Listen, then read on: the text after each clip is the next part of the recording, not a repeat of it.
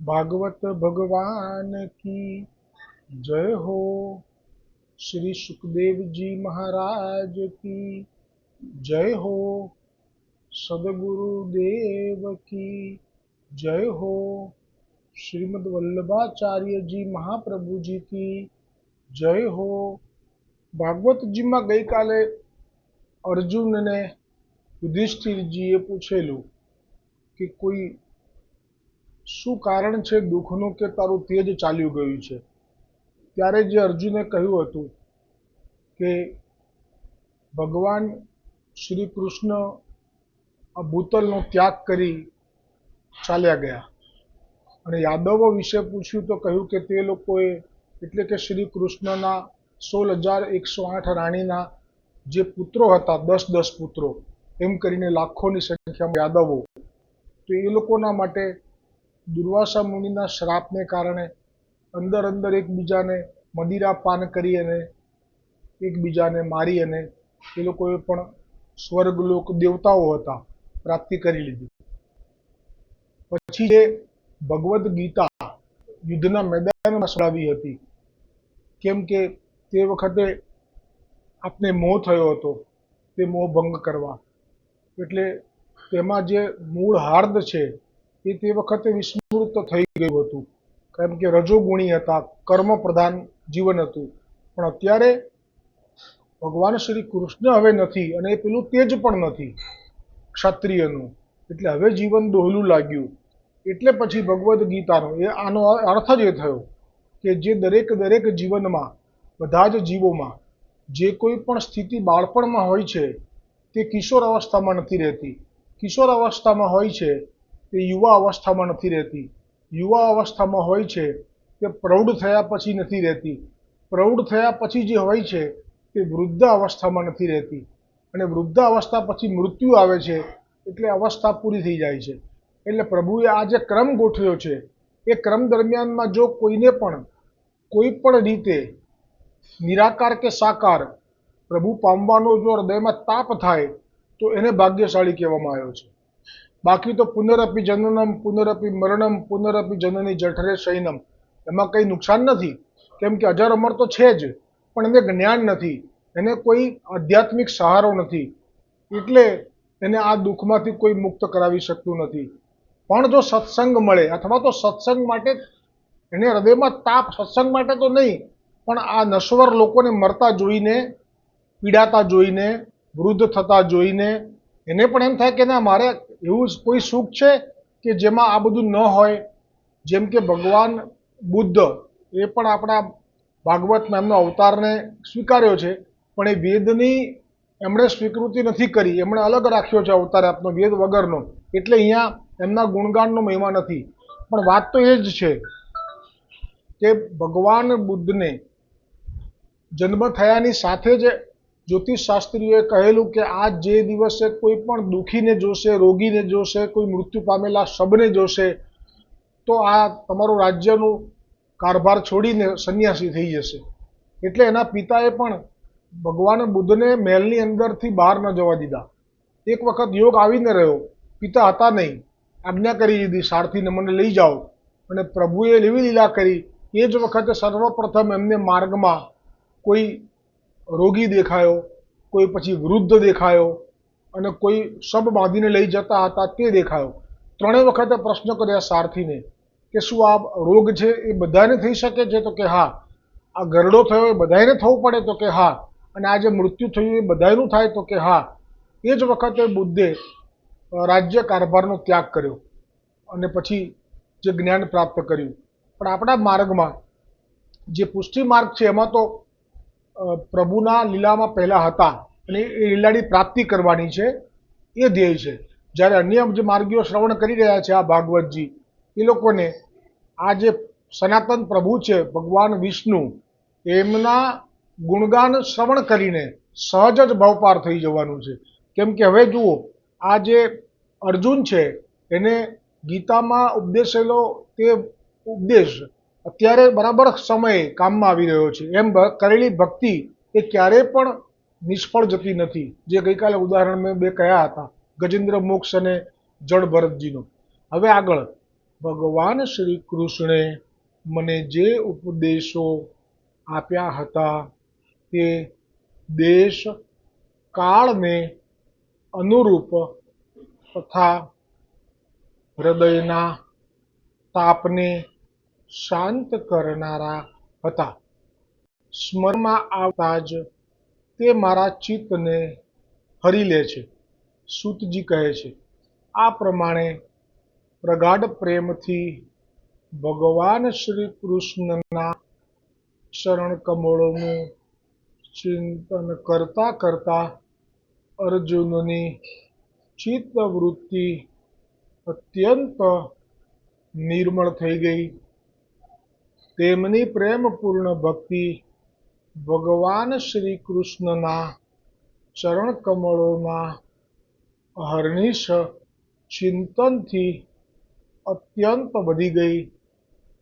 ભક્તિના વેગે તેમના હૃદયનું મંથન કરીને તેમાંથી તમામ વિકારોને બહાર કાઢ્યા.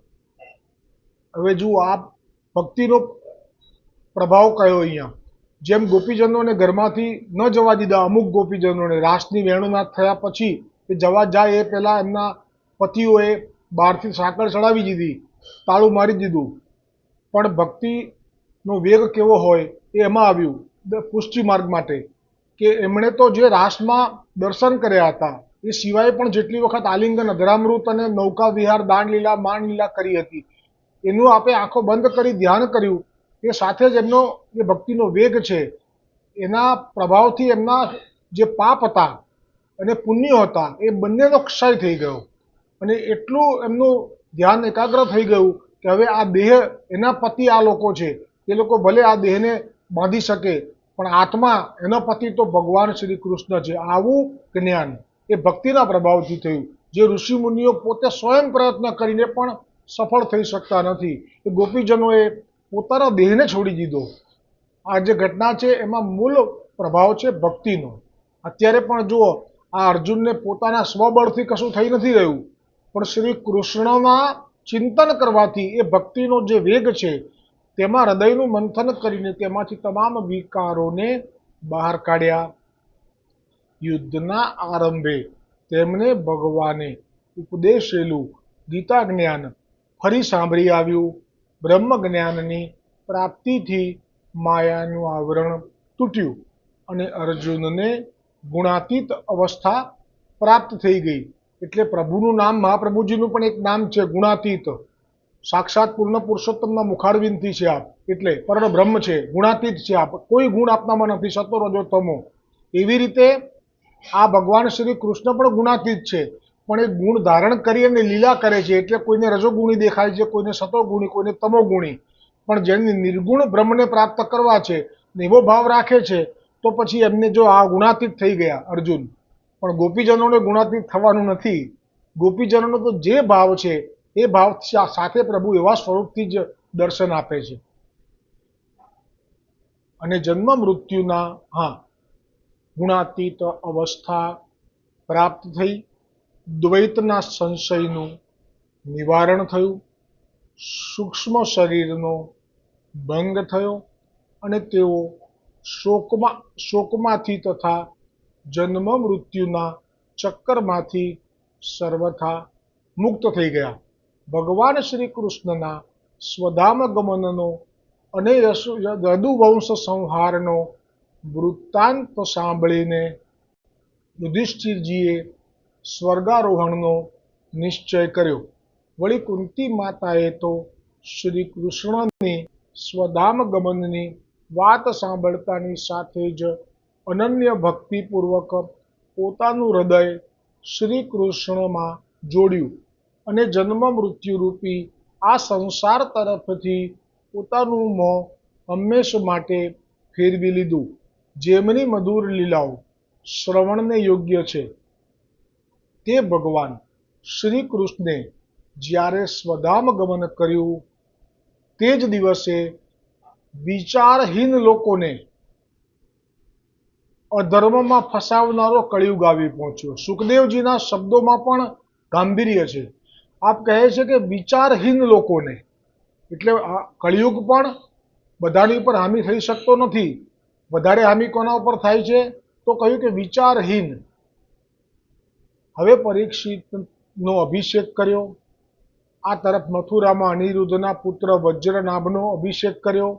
એ ભગવાનના પુત્ર પ્રદ્યુમન, એના પુત્ર અનિરુદ્ધ, એમનો પુત્ર વજ્રનાભ, એમનો અભિષેક કર્યો. કેમ કે હવે આપણે રાજપાટ છોડી અને લીલા પ્રાપ્તિ કરવી છે, એટલા માટે. અને તેમણે સંન્યાસ ગ્રહણ કરી પોતાના બધા વસ્ત્ર આભૂષણનો ત્યાગ કરી મમતા અને અહંકારથી રહિત થઈને સમસ્ત બંધન કાપી નાખ્યા. યોગ વિધિથી જીવનો પરમાત્મામાં લય કરીને તેઓ બ્રાહ્મણી સ્થિતિને પ્રાપ્ત થયા. આ પછી તેમણે શરીરે ચીર વસ્ત્ર ધારણ કર્યું, અન્ન જળનો ત્યાગ કર્યો, મૌન ગ્રહણ કર્યું અને કેશ ખોલીને વિખેરી દીધા. તેઓ એવો દેખાવ કરી રહ્યા હતા કે જાણે જડ ઉન્મત્ત અને પિશાચ હોય. એટલે જે મહાદેવજીનો વેશ છે એ આ ભાવથી છે. એમને મૂળ સતત ભગવાન શ્રી હરિનું ચિંતન કરવું છે. એમને તો એક જ કર્મ કરવું છે, ક્યાં તો કથા સાંભળવી છે, ક્યાં તો કથા સંભળાવવી છે, અને ક્યાં તો પરમ બ્રહ્મ નિરાકારનું પણ ચિંતન કરવું છે. ઋષિઓ સાથે નિરાકાર બ્રહ્મની ચર્ચા કરી રહ્યા હતા. જ્યારે સતીજી અહીંયા બળી મળ્યા ત્યારે આ દર્શન ભાગવતજીમાં હવે આવ્યું. આમાં વિડીયોમાં પછી આવશે, પોસ્ટમાં આવી ગયું કે જ્યારે વીરભદ્રને મોકલી બધો ધ્વંસ કરાયો યજ્ઞનો તે વખતે ત્યારે. એટલે આપ છે એ ખરેખર ભક્તિ માર્ગના આચાર્ય છે, પરમ વૈષ્ણવ છે. પણ કેવી રીતે થાય ભક્તિ એ આપે આચરણ કરીને બતાવ્યું છે. એટલે આપ બધાની સામે તો આવા જ રહે છે, પણ જો કોઈ સાચો ભક્ત મળી જાય તો પછી એને એવી દુર્લભ ગતિ અને એવું ભક્તિનું દાન આપી દે છે કે એ પછી જીવનભર એ આનંદમાં પસાર કરે છે પોતાનું જીવન.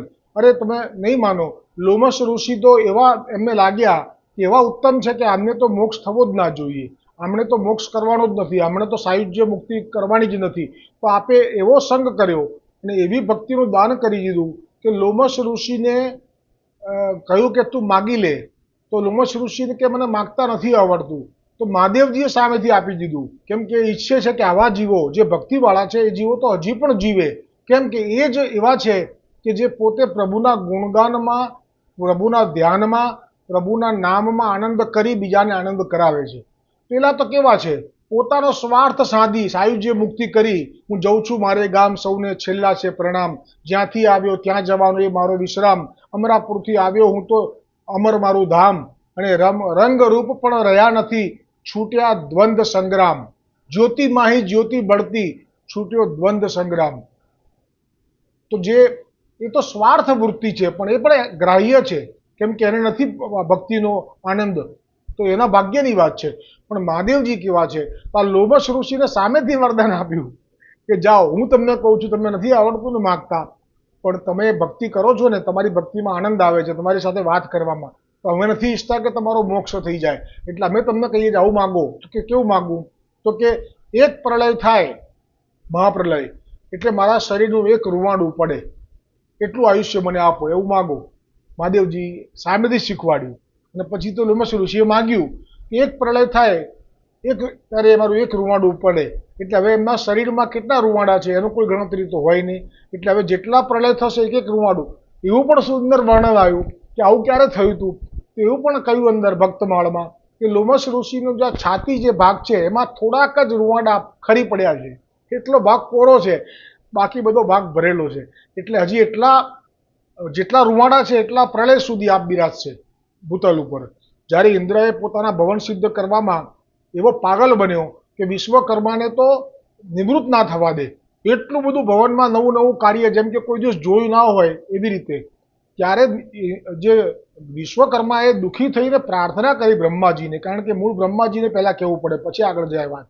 તો બ્રહ્માજીએ લોમશ ઋષિને વિનંતી કરી કે લોમશ ઋષિ આવ્યા હાથમાં છત્રી લઈને અને એને દર્શન કરાયા કે તું આ શું કરે છે, તારા જે રહેવા જેટલું થઈ ગયું છે, હજી તારે ભવન મોટું કરવું છે. વૈશ્વએ અરે પણ તું જાણે છે કે તારા જેવા ઇન્દ્રો આ જો નીચે, એમ કરીને કીડીની લાઈન બતાવી. આ કીડીની લાઈન જે હતી કે જે કોણ છે, તો કે આ બધા ઇન્દ્રો હતા એક જમાનામાં. વૈષ્ણવ સ્વર્ગલોકના ભોગતા હતા, પણ જુઓ અત્યારે આ સ્થિતિ છે. એટલે તું વિશ્વકર્મા ભગવાનને આટલું બધું શ્રમ ના આપ, તારું ઘણું સિદ્ધ થઈ ગયું છે ભાઈ, તારે જવાનું છે આ ખાલી કરીને. પછી બીજો ઇન્દ્ર તૈયાર જ છે, બલિરાજા, હવે એનો નંબર લાગવાનો છે.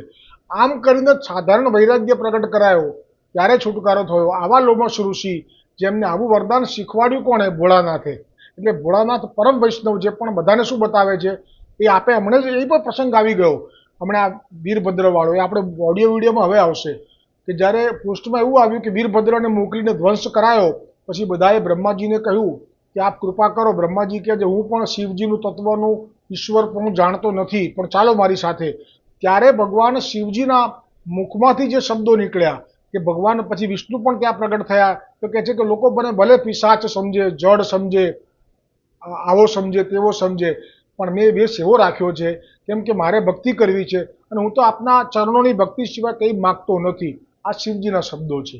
એટલે આ જે જડ ઉત્તમ પિશાચ હોય અને પછી કોઈની રાહ જોયા વગર એવું વર્તન કરીને, કોઈની પણ વાતને કોઈ સાંભળ્યું નહીં, કોઈએ બોલાયા, કઈ વાત કરી સાંભળ્યું નહીં, અને આપ ચાલવા લાગ્યા,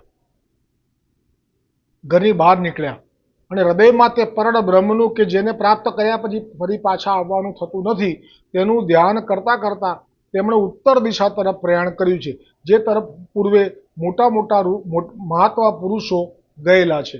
આ જોઈને ભીમસેન, અર્જુન, નકુલ, સહદેવ પણ શ્રી કૃષ્ણ ચરણોની પ્રાપ્તિનો દ્રઢ નિશ્ચય કરીને તે ચરણ કમળને પોતાના હૃદય કમળમાં ધારણ કરીને પોતાના મોટા ભાઈની પાછળ પાછળ નીકળી પડ્યા. પાંડવોના હૃદયમાં ભગવાન શ્રી કૃષ્ણના ચરણ કમળના ધ્યાનથી ભક્તિભાવ ઉમટી આવ્યો, કે તેમની બુદ્ધિ એકદમ શુદ્ધ થઈ.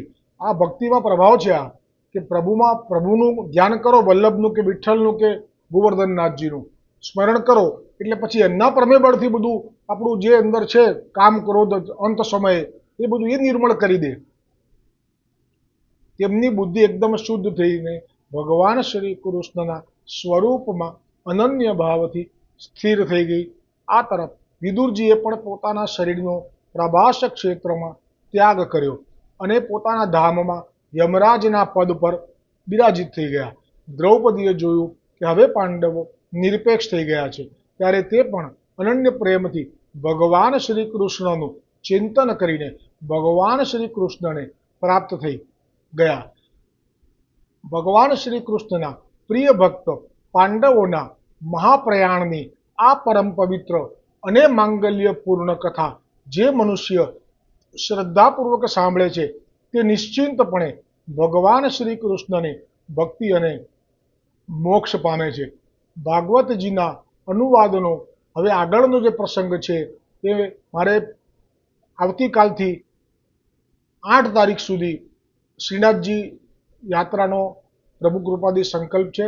તો કાલે 5, 6, 7 અને 8 તારીખે તો સાંજે આવીશું અમે રાત્રે.